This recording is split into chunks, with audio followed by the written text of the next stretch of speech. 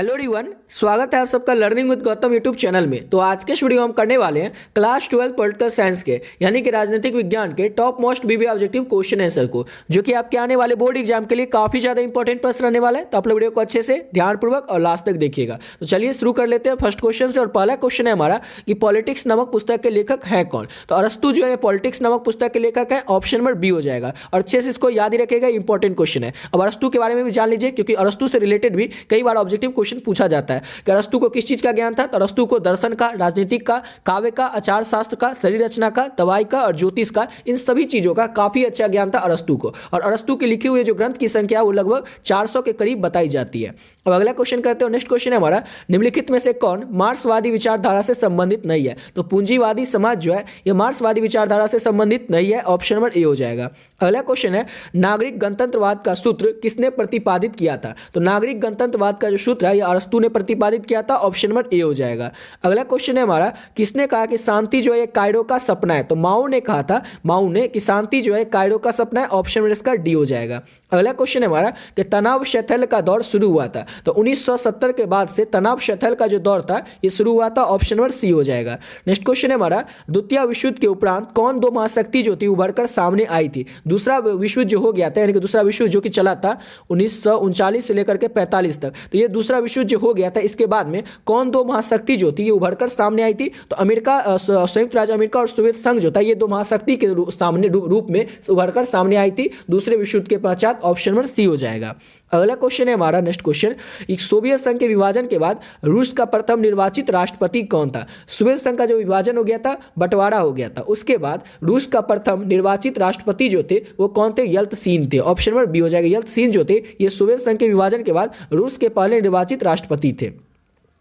Boris Yeltsin जो थे ये 10 जुलाई 1991 से 31 दिसंबर 1999 तक रूस के पहले राष्ट्रपति रहे थे। ये आपसे पूछा जा सकता है कि येल्त्सिन जो थे ये कब राष्ट्रपति बने थे। ये आपसे पूछा जा सकता है येल्त्सिन कब तक राष्ट्रपति के पद पर रहे थे। तो आप लोग याद रखिएगा, उनका पूरा नाम था बोरिस येल्त्सिन। तो बोरिस येल्त्सिन जो थे ये 10 जुलाई 1991 से लेकर के 31 दिसंबर 1999 तक रूस के पहले राष्ट्रपति रहे थे। अब अगला क्वेश्चन करते हैं। नेक्स्ट क्वेश्चन हमारा, सोवियत गुट का में से सबसे पहले कौन सा देश अलग हुआ था। सोवियत गुट जो था उससे में सबसे पहले उससे कौन सा देश जो था ये अलग हो गया था। लिथुआनिया देश जो था सोवियत गुट से सबसे पहले अलग हो गया था, ऑप्शन नंबर बी हो जाएगा। अगला क्वेश्चन है हमारा, ग्लांस्टा व पेरेस्ट्रोइका के मंत्र को किसने दिया था। इस मंत्र को दिया था गोर्बाचोव ने, ऑप्शन नंबर इसका डी हो जाएगा। अगला क्वेश्चन करते हैं और नेक्स्ट क्वेश्चन है हमारा, नेक्स्ट क्वेश्चन है कि रोनाल्ड रीगन किस देश के राष्ट्रपति थे। तो रोनाल्ड रीगन जो थे ये यूएस के राष्ट्रपति थे, ऑप्शन नंबर ए हो जाएगा। नेक्स्ट क्वेश्चन करते हैं। अगला क्वेश्चन है, एक ध्रुवीय की स्थिति किस राज्य के एकमात्र प्रभुत्व की परिचायक है। एक ध्रुवीय की जो स्थिति है ये किस राज्य की एकमात्र प्रभुत्व की परिचायक है, किसका है, तो अमेरिका का है, संयुक्त राज्य अमेरिका का है, यानी कि ऑप्शन इसका हो जाएगा डी। अब अगला क्वेश्चन कर लेते हैं और नेक्स्ट क्वेश्चन है हमारा, निम्नलिखित में से कौन अमेरिका द्वारा आतंकवाद के विरुद्ध में इसके वैश्विक युद्ध का हिस्सा था। कौन था, चार ऑप्शन में सबको बताना है। तो उसका हो जाएगा option number C, operation enduring freedom, option number C हो जाएगा। ऑपरेशन एंड्यूरिंग फ्रीडम जो था यह अमेरिका के द्वारा आतंकवाद के विरुद्ध यानी कि आतंकवाद के खिलाफ वैश्विक युद्ध का हिस्सा था, ऑप्शन नंबर सी हो जाएगा। अगला क्वेश्चन है, पूर्व के नए आर्थिक भागों की कोटि में किसे रखा जाता है। तो पूर्व के नए आर्थिक भागों की कोटि में जापान को रखा जाता है, ऑप्शन नंबर इसका बी हो जाएगा। अब अगला क्वेश्चन है हमारा, किस देश के साथ भारत ने मित्रता, व्यापार व संधि की जिसकी प्रस्तावना में पंचशील के सूत्र रखे गए थे। किस देश के साथ भारत ने किया था, तो चीन के साथ किया था मित्रता व व्यापार की संधि, जिसकी प्रस्तावना में क्या हुआ था कि पंचशील के सूत्र थे वो प्रतिस्थापित किए गए थे, रखे गए थे, ऑप्शन नंबर सी हो जाएगा, चीन के साथ। अगला क्वेश्चन है हमारा कि वर्तमान में कौन आसियान का राष्ट्र नहीं है, राष्ट्र सदस्य नहीं है। चार ऑप्शन में सबको बताना है। तो इसका हो जाएगा अल्जीरिया, ऑप्शन नंबर सी हो जाएगा। अल्जीरिया जो है ये वर्तमान समय में आसियान का राष्ट्र देश नहीं है, ऑप्शन नंबर सी हो जाएगा। इंडोनेशिया, फिलीपींस और मलेशिया ये वर्तमान समय में आसियान का राष्ट्र देश है।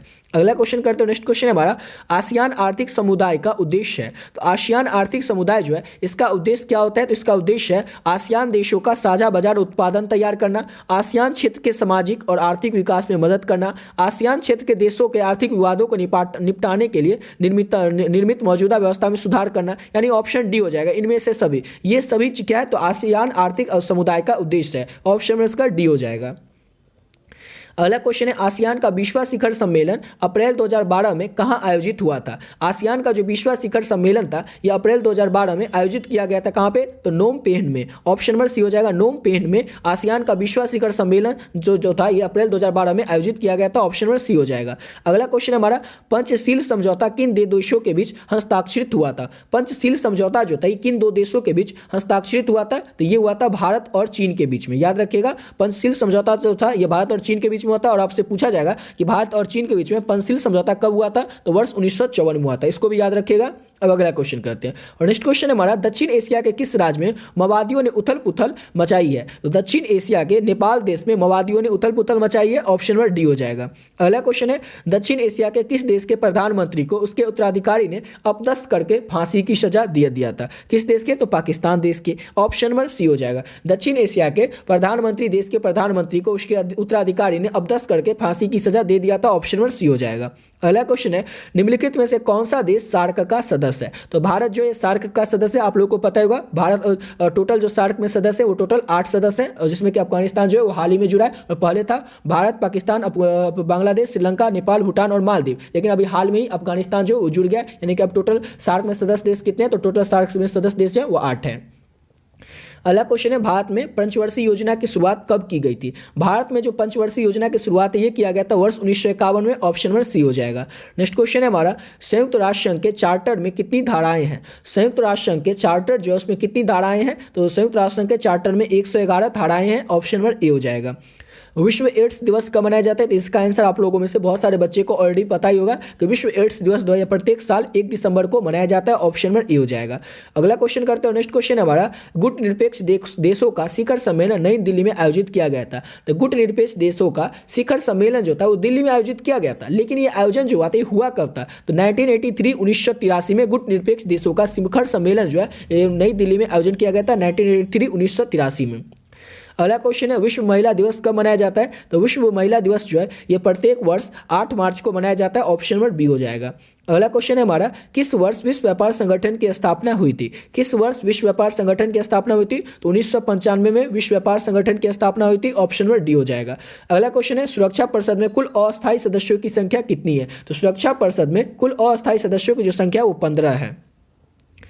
अगला क्वेश्चन है हमारा नेक्स्ट क्वेश्चन। और देखिए अभी तक आप लोग इस पीडीएफ को नहीं लिए तो आप लोग इस पीडीएफ को ले सकते हैं। ऑलरेडी बहुत सारे बच्चे जो इस पीडीएफ को ले लिए, जो भी बच्चे इस पीडीएफ को ले चुके हैं वो वीडियो को थोड़ा स्किप करके वीडियो को थोड़ा आगे करके देख लीजिएगा। जो भी बच्चे अभी तक इस पीडीएफ को नहीं लिए उनको किस तरह से लेना और इस पीडीएफ आपको क्या क्या मिलेगा वो आपको बता देते हैं। तो आपका आर्ट्स में जो भी 5 सेट होगा उस 5 सेट का पीडीएफ आप लोग को मिल जाएगा। आपका 5 सेट इसी 10 में से कोई कुछ भी हो सकता है, चाहे आपका हिंदी हो, हिस्ट्री हो, पॉलिटिकल साइंस हो, English, geography, music, home science, psychology, sociology, economics, इसी 10 में से कोई आपका 5 सेट होगा आर्ट्स में। तो इस 5 सेट का जो पीडीएफ होगा आप लोग को मिल जाएगा। और इस पीडीएफ में आप लोग को मिलेगा क्या क्या, तो एग्जांपल के तौर पर हम लोग बात कर लेते हैं पॉलिटिकल साइंस के।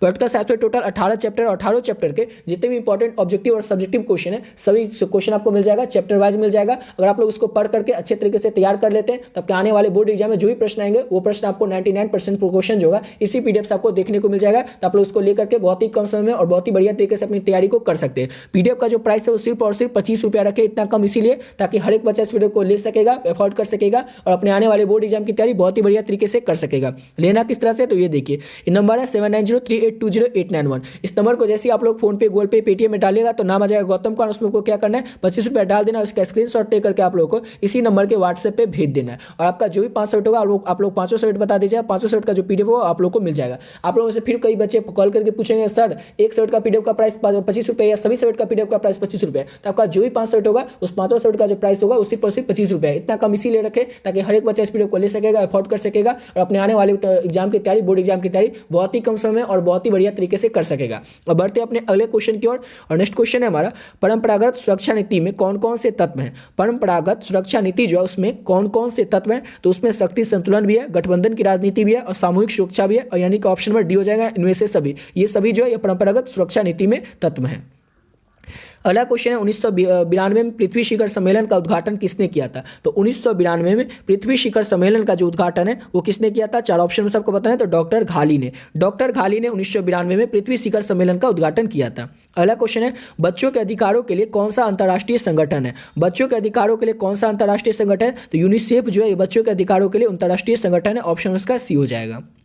अगला क्वेश्चन करते हैं। नेक्स्ट क्वेश्चन हमारा, इंग्लैंड का वर्तमान में प्रधानमंत्री कौन है? तो इसका ऑप्शन हो जाएगा इसका डी, इनमें से कोई नहीं। इंग्लैंड का प्रधानमंत्री वर्तमान में कौन है? तो ब्रिटेन में वर्तमान में इंग्लैंड के जो प्रधानमंत्री है वो ऋषि सुनक है, जो कि भारतीय मूल के ही है। वे जो है जो ऋषि सुनक है ये 25 अक्टूबर 2022 से इस पद पर अभी तक रह रहे हैं। और ऋषि सुनक जो है भारतीय मूल के ही है, यानी कि भारत के ही है। और 2015 में पहली बार सांसद बने थे बोरिस जॉनसन की में सरकार में, और वित्त मंत्री भी थे। याद रखिएगा इंग्लैंड के जो प्रधानमंत्री है वो कौन है? तो ऋषि सुनक है। और ये क्वेश्चन इंपॉर्टेंट है। क्यों इंपॉर्टेंट है? क्योंकि वो भारत के प्रधानमंत्री 2022 से बने, और ये क्वेश्चन इस साल पूछा भी जा सकता है। ठीक है, तो आप लोग याद रखिएगा ब्रिटेन के प्रधानमंत्री वर्तमान समय में ऋषि सुनक है, जो कि 25 अक्टूबर 2022 से इसी पद पर रह रहे हैं। और ऋषि सुनक जो है भारतीय मूल के हैं। यह पूछा जा सकता है कि ऋषि सुनक किस मूल के हैं? ब्रिटेन से हैं, भारतीय हैं। तो आप लोग याद रखिएगा भारतीय मूल के हैं ऋषि सुनक। और वे 2015 में पहली बार सांसद बने थे, जो कि बोरिस जॉनसन के उस समय में सरकार थे, उस समय वो वित्त मंत्री भी थे। ठीक है, अब अगला क्वेश्चन करते हैं।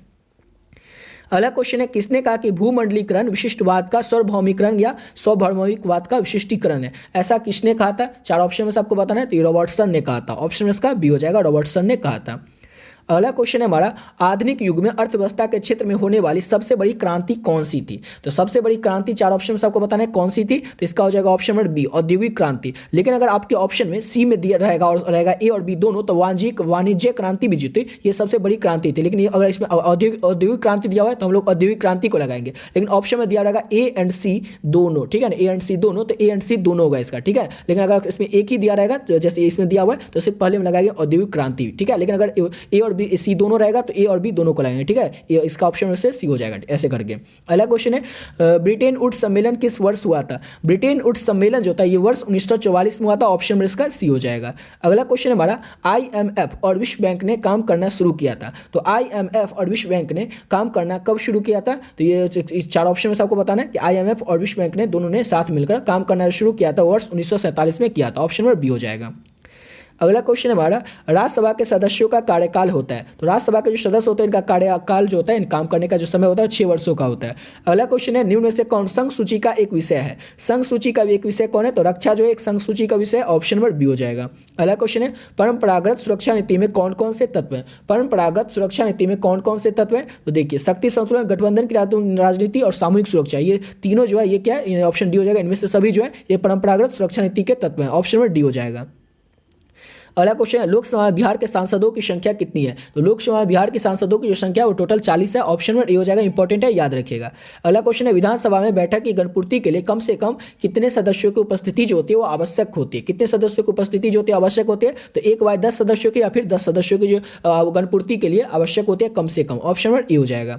अगला क्वेश्चन है हमारा, नेक्स्ट क्वेश्चन, भारतीय संविधान के किस अनुच्छेद में भारत को राज्यों का संघ घोषित किया गया? ये इंपॉर्टेंट क्वेश्चन, बहुत ही ज्यादा इंपॉर्टेंट क्वेश्चन है, क्योंकि इस अनुच्छेद पर इस साल बहुत ज्यादा विवाद हुआ था। तो आप लोग इसको अच्छे से याद रखिएगा कि भारतीय संविधान के किस अनुच्छेद में भारत को राज्यों का संघ कहा गया? तो पहला अनुच्छेद में, याद रखिएगा, पहला जो अनुच्छेद है उसमें कहा गया कि भारत जो है वो राज्यों का संघ है। ऑप्शन नंबर ए हो जाएगा। इंपॉर्टेंट क्वेश्चन इसलिए क्योंकि इस पर बहुत सारा बहस छिड़ा था, करंट का क्वेश्चन है तो पूछा जा सकता है, तो याद रखिएगा आप लोग। ठीक है, अब अगला क्वेश्चन है हमारा, नेक्स्ट क्वेश्चन, सर्वोच्च न्यायालय के न्यायाधीशों की नियुक्ति कौन करता है? तो सर्वोच्च न्यायालय के न्यायाधीशों की जो नियुक्ति है वो राष्ट्रपति करवाते हैं। ऑप्शन नंबर इसका सी हो जाएगा।